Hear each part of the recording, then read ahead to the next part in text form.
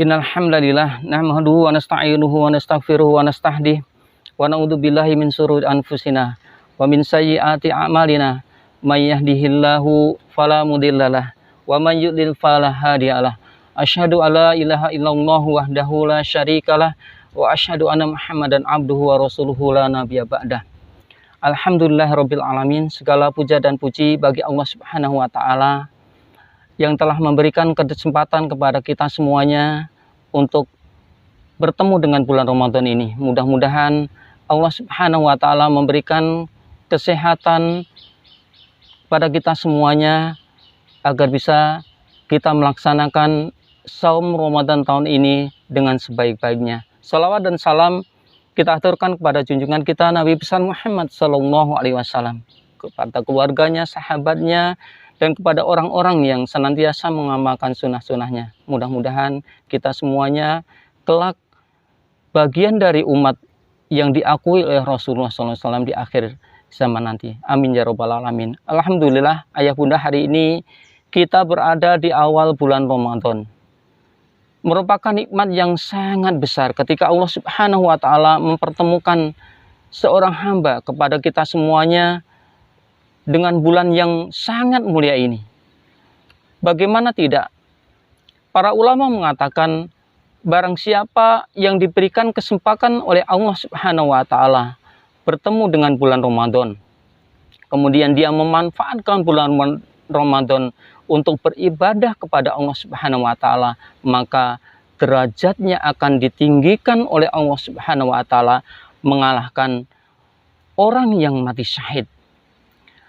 Berdasarkan sebuah hadis yang dibawakan oleh Imam Ahmad dari sahabat yang mulia Thalhah bin Ubaidillah radhiyallahu anhu. Beliau menceritakan pernah ada dua orang laki-laki yang datang ke kota Madinah kemudian menyatakan masuk Islam bersamaan. Setelah masuk Islam, salah seorang dari mereka sangat rajin beribadah daripada yang lainnya. Bahkan yang satu yang rajin beribadah ini, dia sempat ikut berperang bersama Rasulullah SAW dan dia pun mati syahid, sedangkan kawannya tidak ikut berperang. Ketika yang satu mati syahid, adapun yang satunya masih diberikan umur panjang oleh Allah Subhanahu wa taala 1 tahun setelah temannya mati syahid. Kemudian setelah 1 tahun, barulah kawannya yang kedua tersebut meninggal dunia. Thalhah mengatakan, pada suatu malam saya bermimpi seolah-olah saya dan kedua temanku berdiri di depan pintu surga.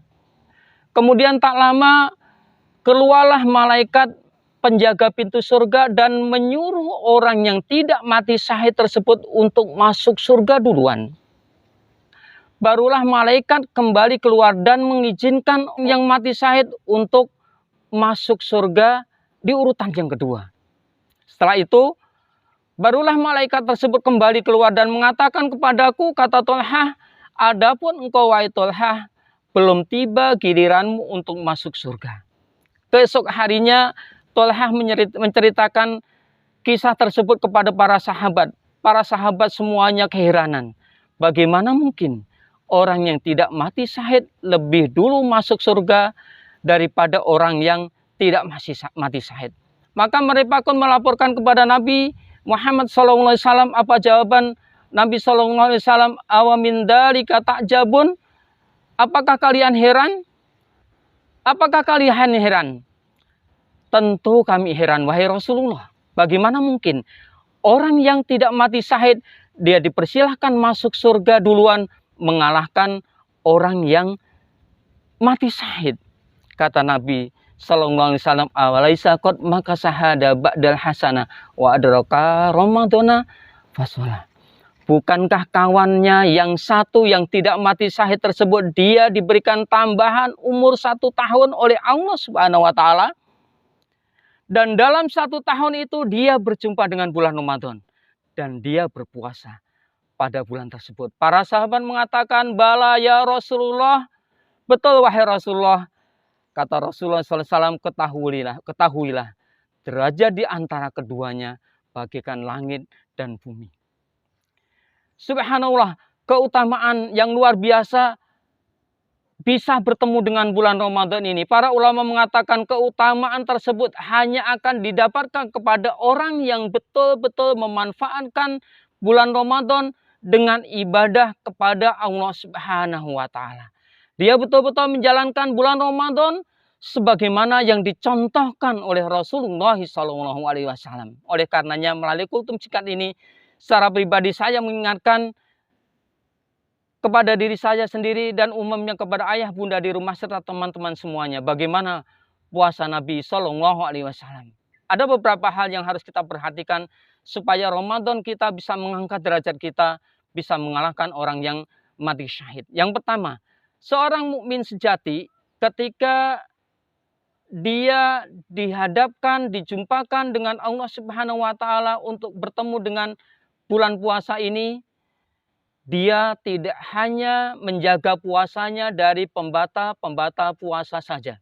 Namun, dia juga menjaga puasanya dari pembatal-pembatal pahala puasa. Ini yang dihalalkan oleh sebagian manusia yang disebutkan oleh para ulama sebagai siyamun awam. Puasanya orang-orang awam.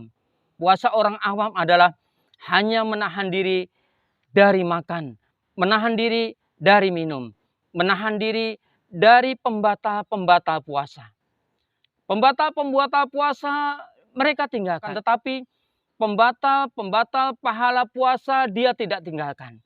Mereka berpuasa tetapi masih melakukan ghibah. Ketika mereka berpuasa, dia masih melakukan namimah. Ketika mereka berpuasa, masih melakukan dosa dan maksiat yang lainnya. Padahal Nabi SAW mengatakan, malam yada qaula zur wal amala bihi wal jahl falaisa lillahi hajatun fil ayyada'a ta'amahu wa syarabuhu. Barang siapa yang belum meninggalkan perkataan yang sia-sia, belum meninggalkan amalan yang sia-sia ketika dia berpuasa, Allah Subhanahu wa taala tidak butuh kepada puasanya meskipun dia meninggalkan makan dan minum. Apa maksudnya Allah tidak butuh kepada puasanya? Ditafsirkan oleh hadis yang lainnya, Rabba sha'imin laisa min siyamihi wal ju'u wal atas. Barang siapa yang berpuasa tidak ada dampaknya puasanya tersebut kecuali rasa lapar dan haus saja. Banyak orang yang puasa tidak ada dampaknya dari puasanya tersebut kecuali rasa lapar dan haus saja. Kita tidak ingin puasa kita seperti itu, ayah bunda semuanya dan teman-teman. Oleh karenanya itu tinggalkan perkataan namimah atau dosa atau ghibah yang semuanya itu akan membatalkan puasa kita. Bahkan menghilangkan pahala puasa kita. Yang kedua, penuhi Ramadan ini dengan ibadah kepada Allah Subhanahu wa taala, terutama ibadah yang memang diberikan perhatian secara khusus pada bulan Ramadan ini. Di antaranya adalah qiraatul Quran, membaca Al-Quran. Yang memang bulan Ramadan disebut sebagai Syahrul Quran. Syahrul Ramadan alladzi unzila fihil Quran. Bulan Ramadan adalah bulan yang di dalamnya diturunkan Al-Quran. Oleh karenanya layak kita berikan perhatian khusus pada bulan Ramadan ini. Mari kita belajar dari para ulama terdahulu. Kalau kita membaca kisah bagaimana para ulama terdahulu membangun hubungan dengan Quran pada bulan Ramadan, membaca Al-Quran pada bulan Ramadan seolah-olah kita sedang membaca dongeng. Sulit bagi kita untuk percaya kalau seandainya tidak diceritakan kepada kita riwayat yang sahih. Tetapi kenapa kita harus percaya? Karena memang riwayat menceritakan kepada kita adalah riwayat yang sahih. Imam Ibnu Rajab Al-Hambali mengatakan Imam Idris As-Syafi'i menghatamkan Al-Quran sampai 60 kali. Siapa di antara kita yang sanggup melakukannya? Imam Sufyan Ats-Tsauri melakukan hal sama. 60 kali menghatamkan Al-Quran. Oleh karenanya layak ketika kita memberikan perhatian yang khusus pada Al-Quran. Karena Al-Quran merupakan sarana yang paling cepat untuk mengumpulkan pahala dari Allah Subhanahu wa taala. di hari kiamat nanti hampir semua kita akan menyesal. Jangankan orang yang jahat, jangankan orang yang suka dengan maksiat dalam hidupnya ini, bahkan orang yang paling soleh pun terkadang dia sempat-sempatnya menyesal nanti pada hari kiamat. Dalam hadis yang diriwayatkan oleh Imam Ahmad, kalau seandainya ada seorang hamba semenjak dia dilahirkan oleh ibunya sampai dia meninggal dunia, dia penuhkan dengan ibadah. Andai ada orang seperti ini, semenjak dia keluar dari perut ibunya, dia bersujud, dia rukuk, dia bertasbih, dia berzikir, dia membaca Al-Quran sampai dia meninggal dunia, penuh hidupnya dengan ibadah. Ketika dia diberikan catatan amalnya nanti di akhirat, dia minta kepada Allah Subhanahu wa Ta'ala supaya diberikan kesempatan kedua untuk menambah amal pahalanya. Demi Allah, semua kita kelak akan menyesal. Kita semua butuh pahala, dan sepertinya tidak ada ibadah yang paling cepat untuk mengumpulkan pahala di bulan Ramadan ini kecuali membaca Al-Quran. Bagaimana tidak? Satu huruf diganjar oleh Allah Subhanahu wa Ta'ala 10 pahala oleh Allah Subhanahu wa Ta'ala. Kita membaca alif lam mim 3 huruf 30 pahala. Membaca satu halaman silahkan hitung sendiri berapa banyak hurufnya. Kalau memang kita mau main hitung-hitungan dengan Allah Subhanahu wa Ta'ala, pasti kita akan kalah. Yang ketiga, di antara ibadah yang harus diperbanyak di bulan Ramadan ini adalah al-aksiru minas sodakoh, memperbanyak sedekah. Dalam hadis yang diriwayatkan oleh Imam Bukhari dari sahabat Ibnu Abbas radhiyallahu an, dia menceritakan Nabi Shallallahu alaihi wasallam aswadun nasi bil khair, manusia yang paling baik, manusia yang paling dermawan di bulan dalam sedekah. Nabi Shallallahu alaihi wasallam tidak pernah mengatakan tidak kalau diminta. Bahkan ada sebuah hadis yang diriwayatkan oleh Bukhari dari sahabat Jabir bin Abdullah. Ada seorang nenek-nenek yang menghadap Rasulullah SAW. Baik Rasulullah, ini aku berikan kain untukmu. Kain ini aku jahit. Aku hadiahkan untukmu wahai Rasulullah SAW. Kain itu diterima oleh Rasulullah SAW. Saat itu Rasulullah hendak ke masjid. Kemudian Rasulullah balik lagi ke rumah, dipakainya kain itu. Kemudian Rasulullah berjalan lagi ke masjid. Di tengah perjalanan, belum sampai ke masjid, hadirin semuanya, ayah bunda bertemu dengan sahabat yang kemudian mengatakan, wahai Rasulullah, kainmu itu bagus sekali ya wahai Rasulullah, bolehkah kain itu untukku? Baru dipakai, hadirin sekalian. Kata Rasulullah SAW, baiklah. Rasulullah SAW baik lagi ke rumah, kemudian dibukanya kain tadi, kemudian dilipat lagi. Rasulullah berangkat ke masjid dan berikan kain yang baru dipakai tadi kepada sahabat yang meminta tadi. Di salah satu hadis yang lain Rasulullah SAW mengatakan adalah orang yang paling dermawan. Tapi apa yang diucapkan oleh Abdullah bin Abbas? Nabi SAW adalah orang yang paling dermawan. Tapi kata Abdullah bin Abbas radhiyallahu an mengatakan, karena Nabiya SAW aswadan nas waswadu ma yakunu fi Ramadan. Nabi SAW adalah orang yang paling dermawan dengan kebaikan dan lebih dermawan lagi pada bulan Ramadan. Dan di antara cara yang paling baik di bulan Ramadan adalah dengan memberikan makanan kepada orang yang berpuasa untuk digunakan berbuka ketika waktu tiba berpuasa. Rasulullah SAW bersabda, man fatara sha'iman kana lahu mislu ajrihi ghairu annahu la yanqusu min ajri sha'imi syai'an. Siapa yang memberi makan orang yang berpuasa, maka baginya pahala seperti orang yang berpuasa tersebut, tanpa mengurangi pahala orang yang berpuasa itu sedikit pun juga. Seandainya ada orang yang memberikan satu kardus air yang disumbangkan ke masjid berisi 48 gelas air minum dan diminum oleh orang yang ada di masjid, berarti hari itu insya Allah ia mendapatkan 49 pahala. Yang pertama, puasa dia sendiri, dan yang kedua 48 orang yang meminumnya. Itulah keberkahan di bulan Ramadan ini. Yang terakhir, marilah kita rubah gaya ibadah kita mengikuti cara ibadah Nabi Shallallahu Alaihi Wasallam.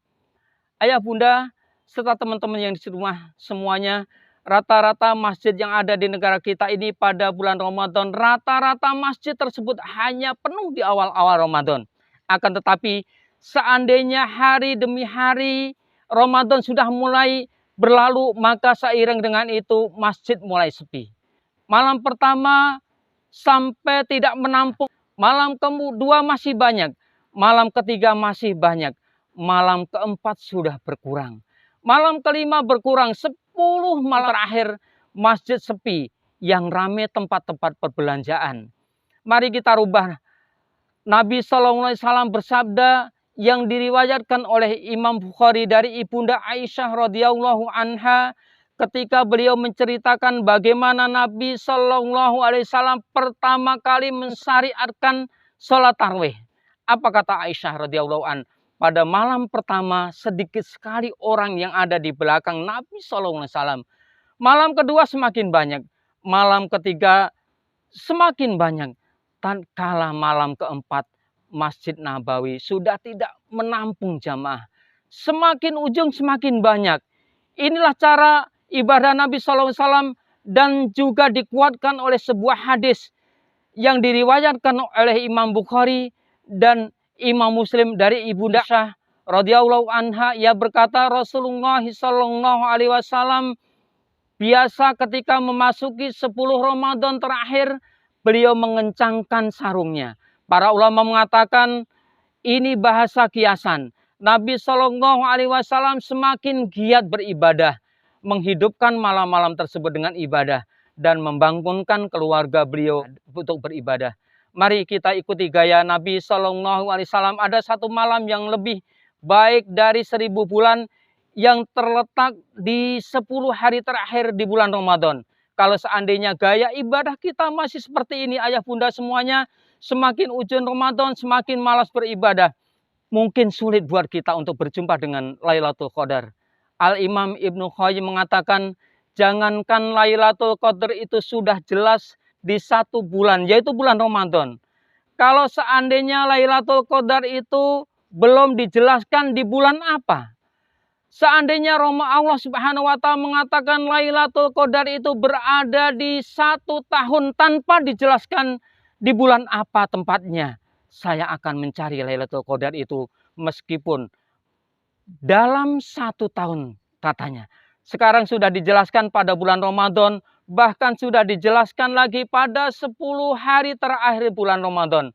Mari giatkan ibadah kita, semakin ujung semakin baik.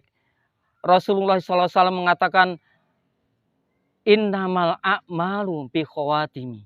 Sungguh yang menjadi tolok ukur ibadah seseorang itu pada akhirnya. Mudah-mudahan kultus singkat ini memberikan manfaatnya, wabil khusus kepada pribadi saya sendiri dan umumnya buat ayah bunda semuanya. Dan mudah-mudahan Allah Subhanahu wa Ta'ala menjadikan Ramadan sebagai penggugur dosa-dosa kita. Amin ya rabbal amin. Akhirul kalam, assalamualaikum warahmatullahi wabarakatuh.